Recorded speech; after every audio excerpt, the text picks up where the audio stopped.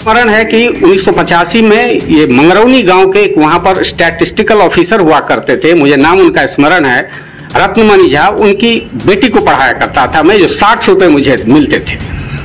और उस 60 रुपये के लिए मुझे साइकिल नहीं था मेरे पास, तो मैं पैदल उनके पास जाता था, 45 मिनट जाने में, 45 मिनट आने में, 60 रुपये के लिए। मेरी शिक्षा दीक्षा गांव के ही प्राथमिक विद्यालय, मध्य विद्यालय और हाई स्कूल से हुई। 1985 में मैंने मैट्रिक किया। उसके बाद मैट्रिक के बाद मैं बिहार यूनिवर्सिटी से ISC से MSc पास किया। और मेरी पारिवारिक स्थिति इतनी कमज़ोर थी उस समय, पापा मेरे किसान, शुद्ध किसान जिनको बोलते हैं, और उनका प्राइमरी एजुकेशन भी नहीं था, यूँ कह सकते हैं कि वो अनपढ़ थे।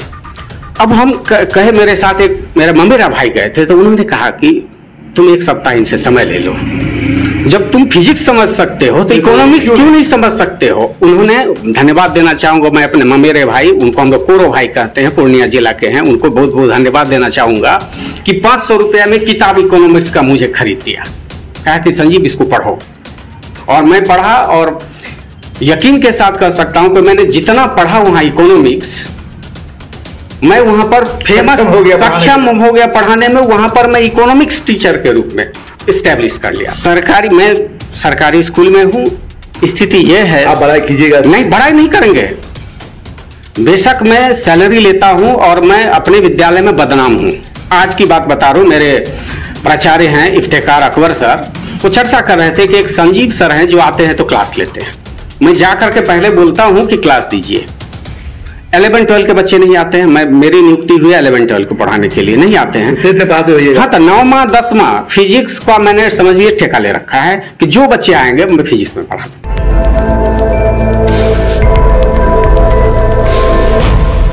सलाम दोस्तों, आप देख रहे हैं हिंदुस्तानी मीडिया, मैं आपके साथ शाहिद कामरान। पेश है कर्मवीर का एपिसोड 14 और हमारे साथ मौजूद है संजीव कुमार झा। दर्शकों, हम बता दें, संजीव कुमार झा के बारे में अगर बात की जाए तो यह साल 1997 को आप याद करेंगे तो साल 1997 के माह सितंबर में इंडियन पब्लिक स्कूल जो स्टेडियम रोड में अवस्थित है, बुनियाद रखा गया था, खोला गया था। और इनकी ज्वाइनिंग उस स्कूल में 1998 में होती है। साइंस के टीचर थे संजीव कुमार झा। फिलहाल यह सरकारी स्कूल में 10+2 के किसी स्कूल में है, जो उनकी ज़बानी आप सुनेंगे। आज हमारे ये मेहमान हैं। असल में इनसे हम जानेंगे कि उस दौर की CBSE और आज के CBSE की पढ़ाई में क्या फ़र्क है, CBSE की किताब में क्या फ़र्क है, और आज यह एजुकेशन कितना प्रोफेशनल हो चुका है। हो सकता है कि इनकी बातों से आपकी आंखें खुले और जो छात्र छात्राएं इन्हें सुनेंगे, इन्हें जानेंगे, उन्हें इनकी बातों को सुनकर बहुत सारी ऐसी बातों की जानकारी मिलेगी जो हो सकता है कि अभी भी छात्र होते हुए भी उन तक इनकी ऐसी बातें नहीं पहुंची होंगी। सर, सबसे पहले स्वागत है आपका। धन्यवाद। संजीव सर, जहां तक मुझे याद है कि आपने बरसों एक CBSE स्कूल में काम किया था, इंडियन पब्लिक स्कूल में। आप हमारे दर्शकों को पहले आप ये बताएं कि CBSE स्कूल, पहला स्कूल मधुबनी का कौन सा था, आप कब ज्वाइन किए, कितने साल रहे, आपने वहां किस किस सब्जेक्ट को पढ़ाने का काम किया, और उसके बाद आप ये डिफरेंस बता दें कि CBSE का जो पहले का पठन पाठन था उसमें और आज में क्या फर्क है। इस सवाल से पहले, सबसे पहले आप अपना पारिवारिक बैकग्राउंड अपने बारे में बता दें। मेरा नाम संजीव कुमार झा हुआ। मैं कोयलख गांव से बिलोंग करता हूं, मधुबनी जिला राजनगर प्रखंड में अवस्थित है। मेरी शिक्षा दीक्षा गांव के ही प्राथमिक विद्यालय, मध्य विद्यालय और हाई स्कूल से हुई। 1985 में मैंने मैट्रिक किया। उसके बाद मैट्रिक के बाद मैं बिहार यूनिवर्सिटी से ISC से MSc पास किया। और मेरी पारिवारिक स्थिति इतनी कमज़ोर थी उस समय, पापा मेरे किसान, शुद्ध किसान जिनको बोलते हैं, और उनका प्राइमरी एजुकेशन भी नहीं था, यूँ कह सकते हैं कि वो अनपढ़ थे, साक्षर नहीं थे। लेकिन उनके अंदर ये जुनून था, जज्बा था कि बेशक मैंने कुछ नहीं पढ़ा हो, लेकिन मेरे जो संतान है वो अच्छी शिक्षा ग्रहण करें। इसके लिए उन्होंने जितना प्रयास उनसे हुआ वो कर सके। मुझे स्मरण है 1985 की घटना, मैं आपको बता दूं कि जब मैं मुजफ्फरपुर गया, एडमिशन हुआ, तो मेरे पिताजी की जमीन बेच करके पैसा देते थे। वो उस समय जमीन की कीमत थी 400 रुपये, 600 रुपये या 1000 रुपये। और एक बार जब उन्होंने मुझे पैसा दिया तो देखिए कि उनके आंखों में आंसू थे। भाई साहब, मैं इमोशनल हो जाता हूँ।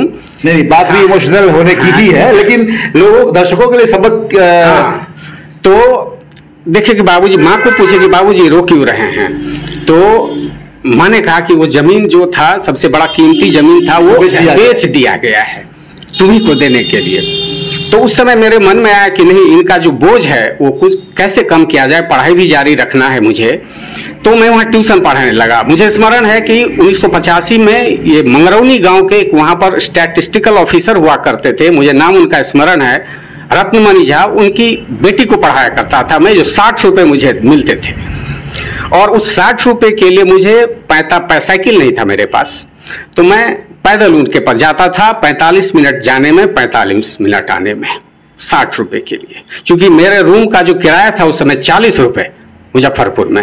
2 पार्टनर थे, एक यादव जी थे वैशाली जिला के, तो मैं रहता था, गुजर बसर में किया, पिताजी भी कोऑपरेट किए।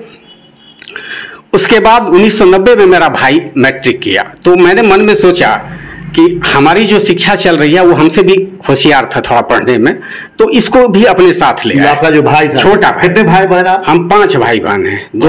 2 भाई बड़े हैं, एक बड़े भाई का इंतकाल हो गया है 4 साल पहले हार्ट अटैक से। एक बड़े भाई हैं जो हैं वो बंबई में प्राइवेट नौकरी करते हैं। छोटा भाई है जिसको मैंने बेटा की तरह, जो रेलवे में है 1990 से 2006 में उसको नौकरी लगी है। जितना हमसे श्रम हो सका मैंने किया, और मेरी एक ही इच्छा थी कि अगर वो गवर्नमेंट जॉब में आ जाता है तो वो जो किया वो हमारी उपलब्धि है। उसके लिए मैं ट्यूशन अनवरत पढ़ाना शुरू किया, उसको भी पढ़ाया, खुद भी पढ़ा। लेकिन 1994 की एक घटना मैं आपको बता दूं या दर्शकों को बता दूं कि 1994 का वो दिन था दिवाली, उससे 2 दिन पहले धनतेरस। हम दोनों भाई, सारे हमारे लॉज जहाँ रहते थे, हम सारे जितने भी थे बच्चे चले गए थे। हमारे पास उतना पैसा नहीं था कि हम लोग खाना खाएंगे। 3 दिन गुजर गए, हम दोनों भाई भूखे थे। और बगल में मेरी मौसी रहा करती थी, लेकिन मन में एक स्वाभिमान सा था, नहीं जाएंगे क्योंकि ये पर्व है, ऐसे चले जाते। पर्व है तो अगर बुलाएगी तो जाएंगे। और संजोग ऐसा हुआ, 3 दिन जब हम भाई भूखे रहे तो बड़ी आत्मग्लानि हुई कि हम तो भूखे, हम बर्दाश्त कर लेंगे, मेरा छोटा भाई भूखा है जो अभी रेलवे में है। तो मैंने उस समय, मेरी फुआ रहती है मुजफ्फरपुर में, एक प्रखंड है कांटी प्रखंड में चिकनौटा गांव है, वो मेरे फुफेरे भाई आए ऐसे भेंट करने के लिए। तो मैं छोटा भाई को उसके साथ लगा दिया कि तुम बउआ चले जाओ, सिर्फ इस मकसद से कि वहां जाके भोजन मिलेगी, मिलेगा, और हम यहाँ पर अपना देख लेते हैं जैसे होगा। फिर उसी दिन मैंने ठान लिया कि अब मैं मुजफ्फरपुर में अपनी पढ़ाई बंद कर देता हूँ, भाई को पढ़ाऊंगा। दिल्ली में चला गया 11 दिसंबर 1994, वहां प्राइवेट नौकरी करने चला गया। तो मेरी पहली सैलरी थी 900 रुपये, लेकिन उससे कुछ नहीं होता था। 600 रुपये में रूम रेंट। तो मैं पढ़ाना शुरू किया दिल्ली में पढ़ाना क्या शुरू किया। आपको आश्चर्य होगा कि मैं साइंस का बैकग्राउंड मेरा, साइंस से मैंने MSc किया। कोचिंग गया तो बोला कि यहाँ इकोनॉमिक्स का सीट खाली है। अब हम कहे, मेरे साथ एक मेरा ममेरा भाई गए थे, तो उन्होंने कहा कि तुम 1 सप्ताह इनसे समय ले लो, जब तुम फिजिक्स समझ सकते हो तो इकोनॉमिक्स क्यों नहीं समझ सकते हो। उन्होंने, धन्यवाद देना चाहूंगा मैं अपने ममेरे भाई, उनको हम लोग कोरो भाई कहते हैं, पूर्णिया जिला के हैं, उनको बहुत बहुत धन्यवाद देना चाहूंगा कि 500 रुपया में किताब इकोनॉमिक्स का मुझे खरीद दिया। कहा कि संजीव इसको पढ़ो, और मैं पढ़ा। और यकीन के साथ कह सकता हूं कि मैंने जितना पढ़ा वहां इकोनॉमिक्स, मैं वहां पर फेमस सक्षम हो गया पढ़ाने में। वहां पर मैं इकोनॉमिक्स टीचर के रूप में इस्टेब्लिश कर लिया अपने को। मेरा गुजर बसर चलता रहा, भाई भी मुजफ्फरपुर में पढ़ता रहा। 1998 में जब ये IPS खुला तो मैं बहन का दुरागमन करने के लिए आया था। तो भोगेंद्र मिश्रा, हमारे विलेजर, हाँ, रमन जी जिनको हम कहते हैं, उन्होंने कहा कि संजीव वहाँ, वो मैथिली में भी बोल सकते हैं, चलिए आपकी मर्जी, हाँ, कि यहाँ पर एक आईपीएस स्कूल खुला है, देखिए उसका एडवर्टीजमेंट निकला है, वहाँ कितना पैसा मिलता है, यहाँ ज्वाइन करोगे? चलिए यहाँ ज्वाइन। हाँ, हम कहे चलिए, इंटरव्यू दिया तो मेरा सिलेक्शन हो गया। और मुझे स्मरण है कि वहाँ जेएल कर्ण साहब थे, हाँ साहब प्रिंसिपल थे, मैडम बैठी हुई थी, तो मुझसे पूछा कि कौन सब्जेक्ट पढ़ाएंगे? हम कहे जो सब्जेक्ट दीजिएगा मैं पढ़ा दूंगा, उर्दू छोड़ करके। और उसका निर्वहन मैंने किया। फिजिक्स टीचर होते हुए 12 वर्षों तक मैंने वहाँ केमिस्ट्री पढ़ाया। 12 बरस तक रहे आप? रहे, आईपीएस में रहे, और मैंने केमिस्ट्री पढ़ाया और इकोनॉमिक्स पढ़ाया। अच्छा सर, ये बताइए कि जब आप खैर 98 में आ गए, 12 बरस तक रहे आप, तो सीबीएसई अभी क्या करते हैं आप? अभी मैं दरभंगा जिला का केवटी प्रखंड है, राम जुलूम हाई स्कूल केवटी, उसमें +2 में फिजिक्स का शिक्षक हूं। सर ये बताइए कि सीबीएसई में आप रहे और आईपीएस की बात आप कर रहे हैं, तो इंडियन पब्लिक स्कूल मधुबनी का शायद पहला स्कूल था जो सीबीएसई से एफिलिएटेड था। जी जी। उस दौर में मेरा मानना है कि अब ऑफिसर्स के बच्चे और जितने भी एरिस्टोक्रेट लोग मानते हैं, जो अमीर कबीर के बच्चे हैं जी, सारे बच्चे पढ़ते थे वहाँ। उस वक्त का डिसिप्लिन भी बहुत अच्छा था, स्ट्रॉन्ग था। आप ये बता, अभी भी आप शिक्षक हैं, उस दौर में आज के दौर में क्या क्या फर्क आई? मैं ये कहूंगा कि जमीन आसमान का फर्क है। मुझे स्मरण है कि राहुल सिंह उस समय डीएम थे जो अभी सचिव के स्तर के हैं, वो उनका बच्चा भी पढ़ता था। जी जी। और डिसिप्लिन, राजेंद्र का बेटा भी पढ़ा है, बी राजेंद्र का भी बेटा पढ़ा, वो पंकज कुमार थे, उनका भी बच्चा पढ़ा। लेकिन हम लोग खुशनसीब थे कि वो जो अधिकारी आते थे डीएम स्तर के या जज स्तर के, वो खुद आकर बोलते थे कि सर इसको सामान्य बच्चों की तरह ट्रीट करिएगा। बल्कि फैयाज साहब का जो बच्चा था उनको भी हम लोगों ने पढ़ाया, तौसीफ को पढ़ाया, हैना को पढ़ाया।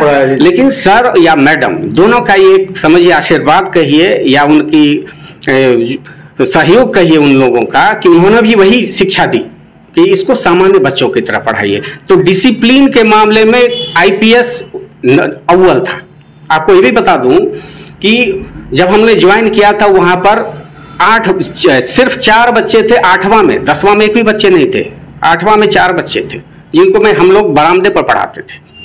वही 8 बच्चे 99 में 12 हुए और 2000 में पहली बार पूरे मधुबनी जिला में 20 बच्चे अपीयर हुए सीबीएसई से, जिसमें टॉप किया, 100 में 100 नंबर लाया। 100 में 100 नंबर लाया था सर। सौरभ एसडीएम थे। हाँ, आप भी थे सर, आप भी थे सर। मैं भी था। मैं भी था। तो अनुशासन तो बच्चों का भी था, अभिभावकों का भी था कि वो खुद आते थे, मिलते थे हम लोगों से, सारे थे। लेकिन आज का अगर आप बात करें, आज के परिप्रेक्ष्य में बिल्कुल उलट हो गया है। ये उलट हो गया है सर कि अब बच्चों को डांट नहीं सकते, पढ़ा नहीं सकते सही ढंग से। पेरेंट्स को इच्छा नहीं होती है कि हमारे बच्चों को कौन पढ़ा रहे हैं, जाके देखें, कम से कम भेंट भी करें, शिक्षक से जाने क्या है। हाँ क्या है, यह भी नहीं रह गया अभी। कोई पेरेंट्स आते नहीं हैं, जैसे मतलब नहीं है, पैसा दिए और मेरा काम ड्यूटी ऑफ हो गया। ऐसे में शिक्षा बदहाल ही होगा, अच्छा नहीं हो सकता है। सीबीएसई में भी बदलाव काफी आ गया है। सीबीएसई की बुक्स वगैरह की बात करें अगर जो, तो काफी बदलाव आया है, काफी। नहीं, देखिए सीबीएसई का जो सिलेबस है सर, वो बहुत ही अच्छा सिलेबस है। लेकिन थोड़ा हम कटु बोलना चाहते हैं, या मैं बोलने के लिए जाना जाता हूं कि हम लोग जब सीबीएसई स्कूल में थे तो हम लोग रिजिड होते थे अपने प्रिंसिपल साहब के पास या मैडम के पास, मैनेजमेंट के पास, कि नहीं ये अच्छी किताब है, यही किताब लगनी चाहिए। भी याद है, आपको याद होगा शायद कि आपके दौर में, हम लोगों के दौर में, जैसे कि आर.के. झा सर थे, मनोज झा सर थे, संजय सर थे, होता था ना कि एक फैसला होता, एक बोर्ड बैठती थी, शिक्षकों की बोर्ड बैठती थी कि सर इस किताब को नहीं, इस किताब को लगाया जाए। अब ये सिस्टम खत्म हो गया है। सिस्टम खत्म इसलिए हो गया है, कमर्शियलाइज हो गया है। अब किसी जो निजी संचालक है, किसी हर विद्यालय की बात करना चाहूंगा कि उनको कमीशन पर ध्यान चला गया है कि कौन सा पब्लिकेशन मुझे सबसे ज्यादा कमीशन देगा, वही किताब लगाते हैं। आपको आश्चर्य होगा कि हम अभी मैं दावे के साथ कह सकता हूं कि सबसे बढ़िया किताब मैथमेटिक्स की आर.एस. अग्रवाल की है, जूनियर स्तर से सीनियर, शुरू से ही है। आज के डेट में किसी विद्यालय में आर.एस. अग्रवाल की किताब नहीं चलती है। इसके लिए फिर गार्जियन क्यों नहीं आगे बढ़ते हैं? हाँ, गार्जियन इसलिए नहीं आगे बढ़ते, जानकारी नहीं है उनको, या फिर जानकारी है, समय नहीं है। बच्चों के लिए समय नहीं, बच्चों के लिए समय नहीं है। बच्चा हमारा आईएएस क्यों नहीं बना, आईपीएस क्यों नहीं बन गया? कैसे बनेगा? किसी पेरेंट्स को ये वक्त नहीं है कि अपने बच्चों के साथ 1 घंटा बिताएं। और मैं तो अभिभावकों से ये कहना चाहूंगा कि जितना आप व्यस्त हो रहिए, लेकिन शाम को 1 घंटा जरूर अपने बच्चों को समय दें, मोबाइल छोड़ के, टीवी छोड़ के, सारा काम छोड़ के। तो मतलब सर आप ये कहना चाह रहे हैं कि किताब के मामले में किताब सीबीएसई की किताब पर कोई इल्जाम हमें नहीं है, नहीं आपने ये बताया, लेकिन आपका ये कहना है कि हुआ ऐसा है कि नई नई जो ऑथर्स आते हैं, नए ऑथर्स आते हैं, अपने किताब को हाई कमीशन दे करके जो है वो लगवा देते हैं। हाँ, बस वही है, बस यही हो रहा है, बस यही हो रहा है सर। अच्छी किताबें बच्चों के हाथ में नहीं है। अगर आप किताब अच्छी नहीं है बच्चों को, तो जो स्कूल लगाया वही बच्चे खरीदेंगे। मजबूरी है, पढ़ना नहीं है। बल्कि बहुत सारे बच्चे, हम पढ़ाते हैं बच्चों को, अपने घर पर भी पढ़ाते हैं। आप सर कौन सी किताब पढ़ाते हैं? ईमानदारी से बोलिए हमारे दर्शकों को। आपके यहाँ से बच्चा टॉप करता, अभी बात बता रहे थे आपके कि आपके पढ़ाए हुए छात्र कहीं जज हैं, कहीं वो आईएएस है। हाँ, अभी अपने बात से नीलेश से ही बात करवाया। हाँ, नीलेश आज जज है नालंदा में।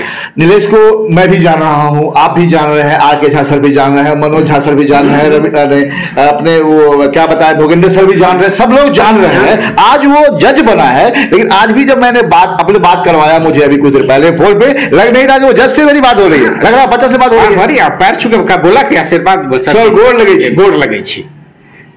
हम लोगों की तो यही उपलब्धि है सर। उस दौर के जो बच्चे थे इतना डिसिप्लिन थे, और हम लोगों जितने हमारे टीम थे उस समय, आप भी उस टीम में शामिल थे, कि ये नहीं लगता था हम किसी दूसरे बच्चों को पढ़ा रहे हैं। अपना बच्चा समझ करके तहे दिल से, जिसको बोलते हैं, पढ़ाते थे कि कैसे ये अच्छा करेगा। और मेरी मानसिकता वहां थी कि मैं इतना गरीब घर से आया कि शिक्षा का महत्व समझा कि बच्चों के पास किताब नहीं है तो उनको आप वो गार्जियन अफोर्ड नहीं कर सकते हैं, तो अगर आपके पास है तो अच्छी किताब उनके हाथ में दीजिए। मैं अभी भी सर वो बात काम करता हूं। जितना पब्लिकेशन मेरे पास किताब देता है, मैं अगर आ गया बच्चा तो मैं पूछता हूं तुम्हारे पास ये किताब है, इस पर नहीं है तो मैं सबको बांट देता हूं। दर्शकों अभी हम बात करेंगे आगे भी। ये संजीव झा जी हैं, अभी आपसे सुना कि इन्हें मैंने कर्मवीर में क्यों शामिल किया। 14 एपिसोड में के कर्मवीर में इसलिए शामिल किया कि इन्होंने जो अपनी आप बीती सुनाई है, अपने घर की कहानी बताया इन्होंने, फादर से लेकर अब तक किस तरह से अपने भाई के लिए इन्होंने कितनी कुर्बानी दी, और आज भाई रेलवे में डिपार्टमेंट में जॉब कर रहा है। क्या आप भी अपने भाई के लिए इतना कर रहे हैं? अगर नहीं कर रहे तो जरूर कीजिए, ताकि आपका भी भाई बेहतर से बेहतर कर सके। इसलिए कि आप नहीं करेंगे तो दूसरा कौन करेगा। इसके लिए बस कुछ नहीं, आपके दिमाग में एक जुनून चाहिए कि आपको कामयाब होना है और अपने घर के मेंबर्स को कामयाब करना है। आगे भी हम बात हमारी जारी है, चर्चा जारी है। इसलिए संजीव जी, आप तो अभी एक हाई स्कूल में जॉब करते हैं, अभी आप प्राइवेट स्कूल की बात कर रहे थे जहां से आप आए हैं। सरकारी स्कूल का क्या हाल है? मैं सरकारी स्कूल में हूँ। स्थिति यह है, आप बड़ाई कीजिएगा नहीं, बड़ाई नहीं करेंगे। बेशक मैं सैलरी लेता हूं और मैं अपने विद्यालय में बदनाम हूं। आज की बात बता रहा हूं, मेरे प्राचार्य हैं इफ्तेकार अकबर सर, वो चर्चा कर रहे थे कि एक संजीव सर हैं जो आते हैं तो क्लास लेते हैं। मैं जाकर के पहले बोलता हूं कि क्लास दीजिए। 11-12 के बच्चे नहीं आते हैं, मेरी नियुक्ति हुई 11-12 को पढ़ाने के लिए, नहीं आते हैं। हाँ, तो 9वां 10वां फिजिक्स का मैंने समझिए ठेका ले रखा है कि जो बच्चे आएंगे मैं फिजिक्स में पढ़ा दूंगा। सर कैसे चलेगी सरकार? अभी देखिए, अभी बिहार सरकार ने एक बात कह दिया कि बीपीएससी का एग्जाम देना है। टीचर लोग हल्ला हंगामा कर रहे हैं, उठा पटक कर रहे हैं, लेकिन एग्जाम नहीं देंगे। हम एग्जाम नहीं देंगे, लेकिन हम पैसा लेंगे, सैलरी लेंगे। नहीं लग रहा है आपको कि ऐसे शिक्षक ही हल्ला हंगामा कर रहे हैं जो आज के भी डेट में सही से असैसिनेशन का स्पेलिंग नहीं कर सकते हैं? एकदम सही कह रहे हैं सर, एकदम सही बात है कि निष्क्रिय हो गए हैं शिक्षक। सिर्फ समझ गए हैं कि हमको नौकरी लग गई, पैसा मिल रहा है, हर महीने अकाउंट में पैसा आ जाता है, और पढ़ाई के प्रति उनकी जो अभिरुचि है वो लगभग खत्म है। सिर्फ आना जाना है, बच्चे आते नहीं हैं। ये नहीं है कि आज ये हुआ है, ये क्रमशः चलता आ रहा है। सर बच्चे जब नहीं आते हैं स्कूल या कॉलेज में, तो इसके लिए चाहिए ना स्कूल या कॉलेज के व्यवस्थापक को कि उसको फोर्स करे, उस पर फाइन लागू करे, ताकि बच्चा कंपेल होकर स्कूल पहुंचे या कॉलेज पहुंचे। ये करना चाहिए था? एकदम करना चाहिए सर। हम अपने विद्यालय में आज की बात बता रहा हूं, आज भी मैंने अपने प्राचार्य से कहा है कि सर अभी नए बच्चे एडमिशन ले रहे हैं 9वीं को, सब गार्जियन के साथ ऐसे नहीं एडमिशन लीजिए, सब गार्जियन को बुलाइए और एक उससे लिखवाइए, एफिडेविट लीजिए, बच्चा को भेजेंगे। नहीं 2 दिन आए 4 दिन आए तो हम उसको कहेंगे कि हम तुम्हारा नाम काट देंगे। और अपने गांव का मैंने उदाहरण दिया, आज की बात बता रहा हूं कि हमारे गांव चले जाइए सर। ये अलग बात है कि वहां मेरा गांव थोड़ा डेवलप्ड गांव है कंपैरेटिवली और गांव से, तो वहां गार्जियन भी सजग हैं। गार्जियन ही सजग नहीं है कि बच्चे सिर्फ ट्यूशन कोचिंग जो है एक हवा बन गई है कि वहीं पढ़ाई होती है, लेकिन ये नहीं है कि शिक्षक काबिल नहीं है, काबिल शिक्षक हैं, बहुत काबिल शिक्षक भी नहीं पढ़ना, बच्चे पढ़ना नहीं। संजीव जी अब एक बात आज छेड़ दिया आपने, असल में बात लंबी हो रही है, हमारे ट्यूशन की बात छेड़ दिया आपने। ट्यूशन सेंटर तो बहुत खुल गए हैं, क्या इस पर क्या कहना है आपका? आप भी ट्यूशन चलाते हैं? हम भी ट्यूशन चलाते हैं, लेकिन आप चलाते हैं जहां तक मैं आपको जान रहा हूं लगभग 1997 से मैं जान रहा हूं आपको। जी जी 98 से सर, 98 से जान रहा हूँ। तो 98 से मैं जान रहा हूँ तो स्वाभाविक है बहुत कुछ जानता हूँ, अच्छाई बुराई क्या है। जी जी। अभी जो प्रोफेशनल ट्यूशन सेंटर हो गए हैं, क्या कुछ आपको लग रहा है इसमें कुछ बदलाव लग रहा है आपको? बदलाव इतने प्रोफेशनल हो गए हैं कि सिर्फ पैसे से मतलब है, डिसिप्लिन स्कूल का खत्म हो गया, कोचिंग या ट्यूशन का तो बिल्कुल खत्म है। यही वजह है कि हमारे पास कम बच्चे रहते हैं सर, कि हम इतना अनुशासन में रखते हैं कि नहीं पढ़ोगे तो क्यों आते हो। उसको बोलते हैं कि तुम्हारे जो पिताजी या तुम्हारे जो भी पेरेंट्स है, जो भी अभिभावक है हमारे पास भेजे पढ़ने के लिए भेजे, तुम नहीं पढ़ोगे तो बेकार आते हो, प्रतिष्ठा खत्म कर रहे हो, मेरी प्रतिष्ठा परिवार की प्रतिष्ठा कम कर रहे हो, इसीलिए बच्चे नहीं आते। अच्छा, आपको लगता है कि जिला प्रशासन को भी इस चीज पर ध्यान देना चाहिए? जो ट्यूशंस, जो भरमार ट्यूशन सेंटर खुल रहा है, उसको एक क्राइटेरिया होना चाहिए, जांच वाच करके ऐसे सेंटर्स को बनाया जाए। जी सर, सरकार ने इस पर पहल की है, लेकिन अमल नहीं हो रहा है। अमल कहाँ हो रहा है? अमल नहीं हो रहा है कि सबसे पहले तो जो स्कूल का टाइमिंग है उसमें कहीं भी कोचिंग नहीं चलना चाहिए और उन पर नकेल कसा जाना चाहिए कि बच्चे, आप देखिएगा स्कूल के समय में बच्चे कोचिंग में होते हैं, तो स्कूल क्यों जाएंगे वो? इसको कौन करेगा? अमल जो है इसको जमीन पर कौन लाएगा? प्रशासन लाएगी। आप क्या कहना चाहेंगे प्रशासन से? प्रशासन से मैं ये अपील करना चाहूंगा कि आप ध्यान दें, आप प्रेशर बनाए स्कूल पर, सरकारी हो या निजी विद्यालय हो। निजी विद्यालय तो इतनी मोटी रकम लेते हैं, उनके भी बच्चे स्कूल नहीं जाते हैं। बहुत सारे बच्चे 10वां का 2 महीना गया, 1 महीने का, उसके बाद स्कूल छोड़ देता है, नहीं जाता है। क्यों नहीं जाता है सर? इसमें 2 कारण है, पढ़ाई भी नहीं सही से होती है, पढ़ाई भी सही से नहीं होती है।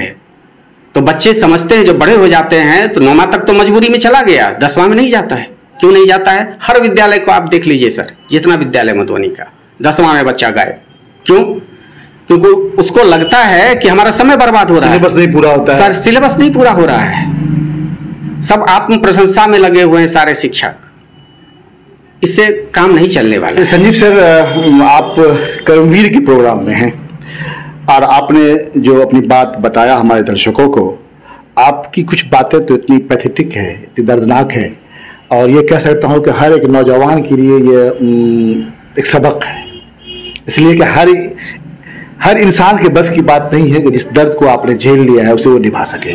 आप क्या कहना चाहेंगे हमारे दर्शकों को? यही कहना चाहेंगे कि अगर आप में काबिलियत है तो अपने परिवार को सहेज करके ले चलिए। जीवन में उससे बड़ा धन कुछ नहीं है।